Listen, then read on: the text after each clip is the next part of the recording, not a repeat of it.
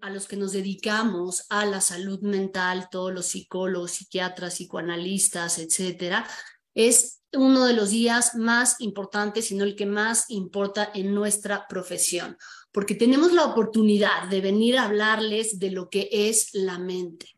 Esta mente tan abandonada por muchísimas personas, que se piensa que no existe, que se piensa que es algo de la mitología. Yo por eso agradezco mucho a Rodrigo por habernos dado este recorrido histórico en base a conocer cómo ha sido la salud mental a través del tiempo. Y si ustedes se fijan, la salud mental evidentemente es tan antigua como la humanidad. Sin embargo, no se ha podido conocer del todo. Se ha puesto, como dijo Rodrigo, en la fe, en la religión, en lo mítico, en lo místico, en lo mágico, porque realmente no se puede comprender qué es esto de la mente. Tenemos que hacer una enorme diferenciación entre lo mental y lo biológico. La mente que está acá es la que va a operar todas nuestras conductas, emociones, acciones. Pero hay el correlato orgánico, es el cerebro o el encéfalo del que les habló Rodrigo. Ese cerebro, digamos que es el órgano que va a decir cómo mover un dedo, cómo decir la palabra, etcétera. Eso lo estudian los neurólogos. Nosotros estudiamos la mente. Y la mente es muy compleja, por eso necesitamos conocerla. Tenemos que entender de una buena vez que los problemas mentales no se solucionan echándole ganas, no se solucionan distrayéndose, ocupándose en alguna actividad, sino trabajando en ella. En este recorrido desde lo medieval, la Edad Media, la antigüedad, hasta llegar a este siglo sobre la salud mental, nos ayuda a que hoy no podamos dejar de verla. Y les voy a explicar qué es la mente. Nosotros en Psiquicultura estudiamos prioritariamente el psicoanálisis, entonces desde ahí se los voy a explicar un poco ampliando lo que ya nos mencionó el maestro Rodrigo. La mente se va a dividir en un ello, un yo y un superyo. El ello es el que hace lo que quiera, le llamamos nosotros principio de placer. Es decir, los niñitos chiquitos pues nacen con el ello a todo lo que da. Si un niño chiquito quiere comer, llora, grita, porque en ese instante quiere comer y no le importa si la mamá está dando una conferencia, un curso, si está en la escuela. Eso es principio de placer. Tengo una necesidad y quiero que esté satisfecha. Entonces, de repente, pues el niño no puede hacer lo que se le da la gana durante toda la vida. Bueno, eso se espera. Y entonces llegan los papás o los cuidadores o las personas que están a su cargo y le dicen al niño, oye, tú no puedes hacer esto. Entonces llega la prohibición. Eso se llama superyo. El superyo es la conciencia moral. Es la que te dice, no puedes hacer esto. Esto daña a otra persona. Te va a generar mucho conflicto si te metes en este problema. Entonces tenemos, miren, vamos a hacerlo un poco más esquemático. Es como han visto las caricaturas, evidentemente las más antiguas, no las actuales, donde había una persona que quería hacer algo y de repente aparecía un diablito y un angelito. Hagan de cuenta que el diablito es el ello, perdón. Haz lo que quieras, no pasa nada, sí, reviéntate. Y el angelito dice, no hagas nada, todo esto está peligrosísimo y entonces nos podemos meter en problemas tremendos, etcétera. Por lo tanto, dijo Freud, no nos podemos mover desde el principio de placer y desde la prohibición o conciencia moral. Tiene que haber alguien que medie estas dos instancias y entonces aparece el yo. El yo es el que le dice al ello, oye, no podemos hacer lo que queramos, y le dice al superyo, pero tampoco seas tan enojón y tan estricto. Entonces el yo lo que hace se llama formación de compromiso, que dice, bueno, no vamos a hacer ni esto, pero sí vamos a hacer esto. Y entonces llega a un acuerdo entre estas dos instancias para ejecutar una acción. El problema es que a veces, pues, hay gente que es muy, muy estricta consigo misma, que se autorreprocha, que todo el tiempo se está castigando o está sintiendo culpa. Y hay otras personas que no les importa la vida, que no les importa nada más que hacer lo que se les dé la gana, etcétera, etcétera.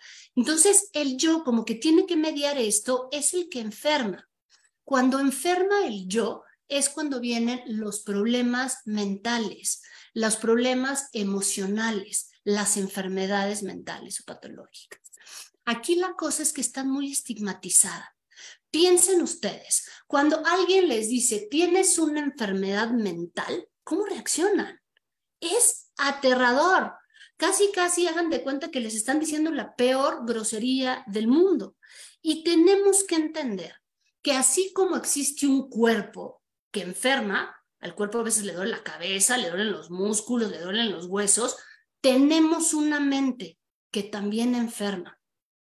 Pónganse a pensar por qué es tan aterrador decir enfermedad mental y no enfermedad física. ¿Por qué sí le puedo decir a alguien, ay, fíjate que tengo una enfermedad física de la columna, y no le podemos decir a alguien, fíjate que tengo una enfermedad mental que se llama depresión? Porque hay un estigma. La mente se piensa casi casi que es algo oscuro que nadie conoce y que mejor la callamos, mejor no decimos nada. Entonces, por eso, cuando ese yo ya está cansado de seguir órdenes y enferma, hay que ponerle atención y mucha atención. Ustedes saben que ahorita, con lo que nos ocurrió de la pandemia a nivel mundial, las enfermedades mentales se dispararon en una magnitud tremenda que llevó a un índice de ideación o consumo del suicidio aumentando un 57% por año. Eso es tremendo. ¿Y saben por qué? Porque la gente no le hacía caso a la mente. Entonces, Freud habló de estas instancias, ¿no? Y dijo, bueno, pero de todas maneras no puede ser suficiente para explicar la mente. Y entonces habló que hay un consciente, un preconsciente y un inconsciente. Pensamos que somos seres de la conciencia, que todo lo que me propongo por voluntad lo voy a hacer. Y yo les pregunto, ¿en serio? Vamos a hablar de algo que hacemos todos los años a nivel mundial, y es ¿cómo se llaman? Esto que hacemos cuando empieza el año, las propuestas para el año, ¿cómo se llaman? Propósitos de año nuevo. Gracias, Yumuri. Los propósitos de año nuevo. Y entonces uno dice, voy a comer más sano, voy a ir al gimnasio, voy a bajar de peso, voy a dejar el tabaco, voy a dejar lo que sea. Eso es a nivel consciente. O sea, realmente estamos diciendo que queremos hacer algo por nosotros y nos ponemos a tratar de buscar cómo lograrlo. ¿A poco nos quedamos todo el año haciéndolo? Esta proposición que nos pusimos en un inicio de año. ¿A poco todo el año vamos al gimnasio, todo el año bajamos de peso, todo el año comemos sano, todo el año dejamos de fumar, etcétera, etcétera, etcétera? No, porque no somos solo seres de la voluntad. El consciente piensa que, claro, como yo soy consciente, puedo hacer todo, pero no, personas. Existe un inconsciente. Y ese inconsciente es el que gobierna más del 87% de nuestras acciones. Por lo tanto, estamos obligados a conocer ese inconsciente. Ese inconsciente se conoce en los consultorios psicológicos. Ahí es donde va a salir ese inconsciente. En él está toda nuestra vida y toda nuestra historia. Es por eso que si no lo revisamos, decía Freud, estamos destinados a repetir nuestras historias. ¿Qué significa eso? Que si yo, por ejemplo, de niña tuve un papá alcohólico y toda mi niñez yo dije jamás en la vida me voy a casar con un hombre alcohólico, y de pronto estoy diciéndole sí acepto al hombre alcohólico. Eso es una compulsión a la repetición. Repito las cosas de mi pasado porque no entiendo por qué sucedieron y ahora las vivo yo en carne propia. Eso es producto del inconsciente. El inconsciente nos puede llevar a los éxitos inimaginables, pero también al peor dolor mental en el mundo. Las enfermedades emocionales con el tiempo no pasan. Dice la doctora Quiroga, las enfermedades emocionales con el tiempo pesan y pesan un montón. Una ansiedad, ¿saben? Ahorita con lo de la pandemia y en realidad ya desde hace como más de 5 años, la enfermedad mental más importante que había en México era la depresión. Había muchísima gente deprimida. ¿Cómo empieza la depresión? La depresión empieza con un sentimiento que todo mundo hemos tenido y vamos a tener a lo largo de nuestra vida, que se llama tristeza. El problema es que esa tristeza no le hicimos caso y pensamos que con el tiempo iba a pasar y pensamos que con los cuates o distrayéndonos eso se iba a solucionar y pensamos que echándole ganas se iba a reparar, pero no pasó. Y pasaron 6 meses con esa tristeza y después 8, después vino la apatía, las ganas de hacer nada, de no levantarse, el sueño, el llanto fácil que perduró, pero no se trató porque pues como es de la mente eso se arregla solo, todo el mundo piensa, ¿no? Digo, si fuera el cuerpo ya hubiéramos ido al doctor, pero si es de la mente vamos con la comadre, con el vecino, con el amigo, con el marido, con quien sea, menos con el psicólogo. Entonces, si han pasado unos 8 meses con ese sentimiento que perdura y no se quita, ya es depresión. Si esa depresión se sigue pensando que no hay que tratarla porque con el tiempo vamos a mejorar, entonces se convierte en una depresión mayor. Si esa depresión mayor seguimos sin quererla tratar, entonces se convierte en una melancolía o en la psiquiatría depresión psicótica. En ese momento ya no hay retorno. ¿Qué significa eso? Ahí es cuando ocurren los suicidios. Ahí es cuando ocurren estas ideas de muerte, que es muy difícil regresar a la persona a que quiera tener una pulsión de vida. Las emociones son fuerzas, nos habitan, están dentro de nosotros. Y como decía Rodrigo, son pulsiones que necesitan la descarga. Si nosotros no vamos a descargar por medio de la palabra, es decir, decir cómo me siento, entender que echándole ganas esto no va a solucionar, entender que hay una historia que está en mi inconsciente que está haciendo que esos sentimientos ocurran en mí y no la podemos apalabrar y decir, hay 2 vías para dónde se van a ir esas emociones. Una, en las enfermedades mentales, tales como les decía, la depresión, la ansiedad y muchas otras enfermedades mentales que hay, o hacia el cuerpo. Esa es la otra vía. Hacia la mente, enfermedad mental, o hacia el cuerpo. Enfermedades psicosomáticas. Estoy segura que han escuchado ese término. Son enfermedades que empiezan en la mente, no se comprenden y se manifiestan en el cuerpo. El cuerpo enferma. Cuerpo y mente tenemos que entender que es una sola unidad, no están divididas.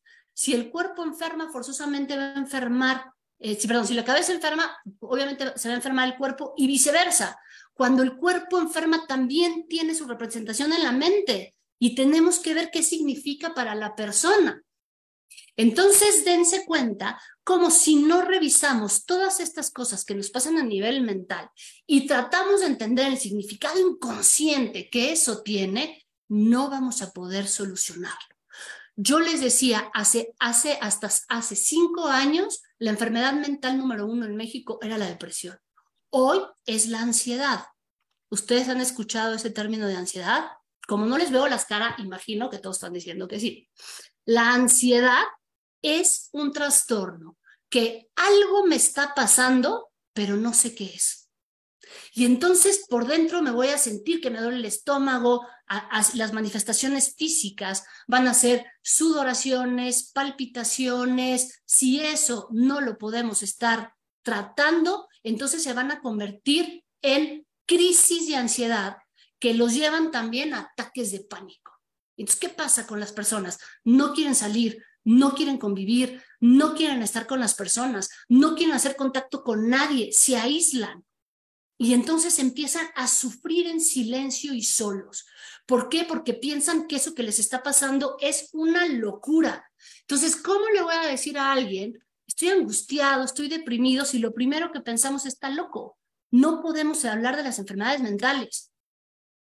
Entonces, en estos conscientes tenemos que entender, ok, me está pasando algo, consciente, preconsciente, poderlo recordar. Ay, esto que me está pasando me recuerda a cuando tenía 10 años y entonces mis papás se fueron y yo me sentí muy angustiada. Inconsciente es la solución de esta situación que está pasando revisando la historia, mi historia de vida. Tenemos que empezar a dejar que los psicólogos no somos ciencia ficción. No damos consejos, no contamos nuestras vidas personales. Somos un espacio que le permitimos a la persona pensarse, que le permitimos a la persona tratar de entender qué es lo que le está sucediendo, nosotros haciendo interpretaciones y escuchando su vida mental para que ellos encuentren la solución. Un gravísimo problema al que nos estamos enfrentando en la actualidad es la falta de responsabilizarnos de nuestras realidades. Responsabilizamos al mundo, al gobierno, a Dios, al marido, a la pareja, al jefe, al trabajo, al clima, pero no nos responsabilizamos nosotros. Pensamos que la culpa de nuestra infelicidad depende de los demás y no dependen de mí. Queremos que las personas cambien sin yo hacer absolutamente nada para generar ese cambio. Y ahí es donde estamos clavados en querer a fuerza estar todo el tiempo en una posición sufriente. Y finalmente tenemos que pensar, también hablaba Rodrigo de esta decisión, de lo bueno y lo pecaminoso, ¿no? Y cómo de repente en esta sociedad hemos convertido lo placentero en pecado. Las personas que hablan de que están súper bien, de que disfrutan, de que se pueden ir a tomar un trago con la amiga y ponerse a bailar y tal, es mal vista, es atacada por los demás. Pero la persona que sufre y que se da golpes de pecho y que sigue manteniendo a sus hijos de 50 años, ay, pobre mujer, a esa no se le envidia. Entonces, todo lo que está relacionado con pasarla bien, con tener placer, con disfrutar de la vida, con tener calidad de vida, está del lado del pecado. No. Mejor hay que decir que nos va mal, que sufrimos, que nuestra vida está terrible, etcétera, para que la gente nos compadezca. Existe esas situaciones en las que estamos. Y entonces por eso más nos callamos. Nos enseñaron malamente, y nos vamos a quitar ese concepto de en este momento, hoy, que hay emociones positivas y negativas. Incorrecto. No es cierto, hay emociones y ya. ¿Cuál sería una emoción negativa? A ver, el enojo, todos nos enojamos, ¿a poco somos negativísimos? ¿Cuál sería otra emoción negativa? El odio. Si no odiáramos, no sabríamos que podemos amar. Si no nos enojáramos, no sabríamos que podemos reconstruir, reparar, reconciliar una relación. El sentimiento más difícil de todos, la envidia. Sí, es cierto. Esa sí es más peligrosona, pero a poco por ser peligrosona no la sentimos. Todas las personas en el mundo hemos sentido envidia en algún momento de nuestra vida. El problema es que como nos dijeron que odiar, enojarse, sentir envidia está mal, lo callamos. Nadie dice nada. Y entonces, en vez de decirle yo a mi compañero, con quien vivo, a la familia, a mis hijos, que estoy enojada, porque no, ay, ¿cómo se va a enojar Michelle? Eso está súper mal. Entonces lo que hago es sacar mi enojo y no les hablo, no les pongo atención, no los escucho, los dejo de lado. Y toda esa es una manifestación de enojo que el otro va a sentir y resentir y no va a poder hacer nada con eso porque no lo estoy hablando. La única manera de poder hacer algo con nuestras emociones es como con los alcohólicos. ¿Cuándo el alcohólico puede hacer algo por sí mismo? Cuando lo acepta, cuando lo asume, cuando dice soy alcohólico, igual con las emociones. Si yo puedo asumir que estoy triste, puedo hacerlo con mi tristeza. Si yo puedo asumir que estoy enojada, puedo hacerlo con mi enojo.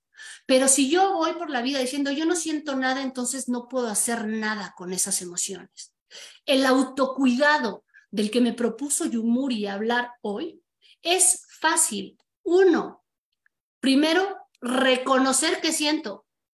¿Qué estoy sintiendo? Siéntense, evalúense, son 5 minutos. ¿Qué estoy sintiendo? Ah, bueno, estoy sintiendo enojo. 2, ¿por qué lo estoy sintiendo? Vayan, recorran el camino. Ah, por esta cosa que me sucedió. Y 3, ¿qué voy a hacer con eso que estoy sintiendo? La mente es poderosísima, personas. Lo acabamos de ver con la pandemia. Lo acabamos de ver en los Juegos Olímpicos. Como atletas de medallas y medallas de oro dijeron, no puedo competir porque no estoy bien de mi mente, porque tengo miedo a hacer una competencia. Se puso de manifiesto ahorita. Nuestra obligación es entonces continuar con esta tarea. Atendamos esa mente.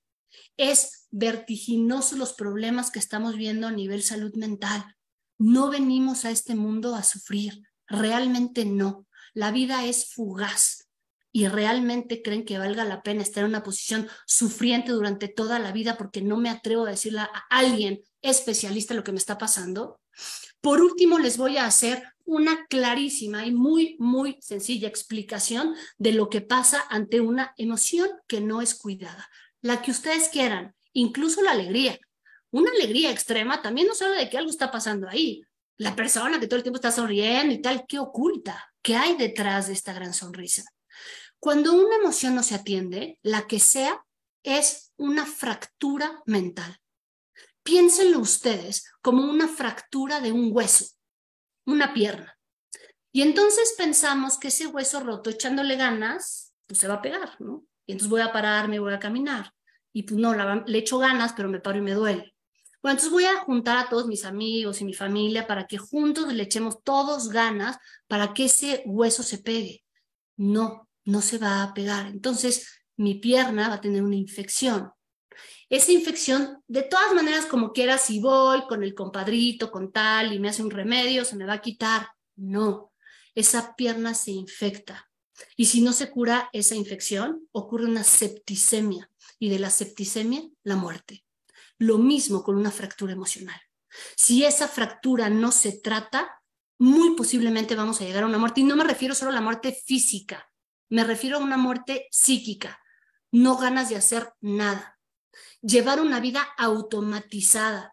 Me levanto, me baño, hago de desayunar, me voy a trabajar, regreso, ceno, platico 3 palabras y me duermo. Eso no es vivir, eso es sobrevivencia.